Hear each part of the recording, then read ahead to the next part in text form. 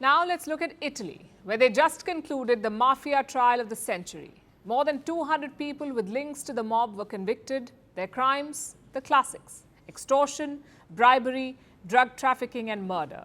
And that's just the beginning. The people convicted include a former Italian senator, a former mayor, an ex-police chief, and of course, some leaders of the mafia as well. The case had everything from your favorite gangster epic: senior mafiosos turning state witnesses, a mob boss's nephew betraying the family, gangsters with nicknames like the Wolf and Lamb Thigh among the accused, judges spending years under police protection, and the trial itself taking place in a literal bunker. The cumulative sentence adds up to about 2,200 years, and it may end up making a real dent to cocaine trafficking in Europe. Our next report has all the details.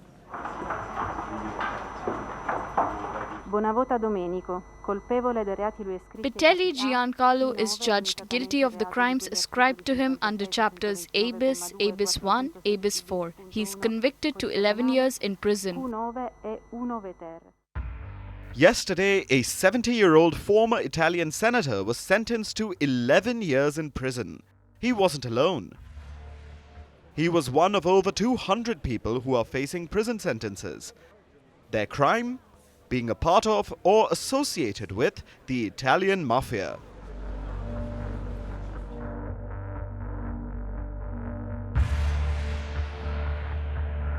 Many familiar with the Mafia automatically think of Sicily and the infamous Cosa Nostra. Yesterday's judgment wasn't about them. It was against their less famous and arguably more successful neighbors.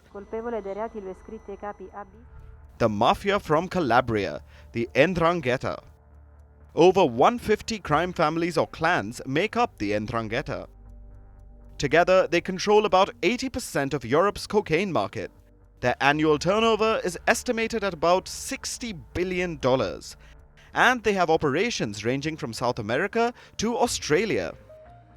The Ndrangheta are a force to be reckoned with, but it looks like their moment of reckoning came in 2019. After years of investigation, about 2,500 police officers descended upon Vibo Valentia. It's an area in the heart of Italy's Calabria region, and it's a seat of power for the Ndrangheta. The infiltration of the criminal organization in the province of Vibo Valentia was so deep-rooted and so widespread, so alarming, so disturbing that I think it can be noted that there was no aspect of the life of the social-economic fabric of the province that was not conditioned by the capacity of the force of intimidation of this so dangerous criminal organization. Hundreds were arrested in 2019, most of them during the raid at Vibo Valentia. After this, some gangsters collaborated with the police, and more associates were picked up. When the trial finally began in 2021, about 330 people were facing charges, including that senator we mentioned earlier. He was a member of the Forza Italia party, led by former Prime Minister Silvio Berlusconi. The party is a member of Italy's present ruling coalition. But it wasn't just one senator. You had the former mayor of a town called Pizzo, regional council members, at least one police chief, and a number of people from various walks of life. Most of the defendants were judged to be hand in glove with the Mafia. More than 200 of the 330-odd defendants have been pronounced guilty in what looks like Italy's biggest Mafia trial since the 1980s. Surely that cruel, violent and recurring part of the Ndrangheta, which has sown that sense of fear for decades, is hit. There is a strong message that civil society, and especially those entrepreneurs and shop owners who are still being crushed by the Ndrangheta's stubbornness, that they can't trust the state. There is a need for us to make our own contribution through the power of reporting to the police. This is certainly the most important message coming out of this first instance verdict. It wasn't easy to reach this verdict. The judges have been under police protection for the duration of this trial. That's about 2 years and 10 months. The trial itself took place in a call center on the outskirts of the city of Lamezia Terme. A normal courtroom wasn't secure enough. The call center was fortified into a makeshift bunker. There were even metal cages installed for the defendants.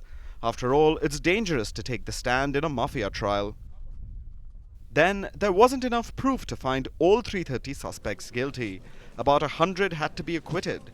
And the worst part is, this trial only focused on one of the major Ndrangheta families, the Mancuso clan of Vibo Valencia.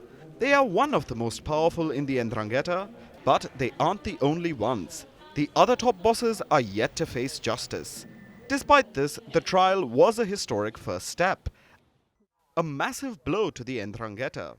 But the work has just begun. Italy should celebrate this victory, but it cannot rest on its laurels just yet.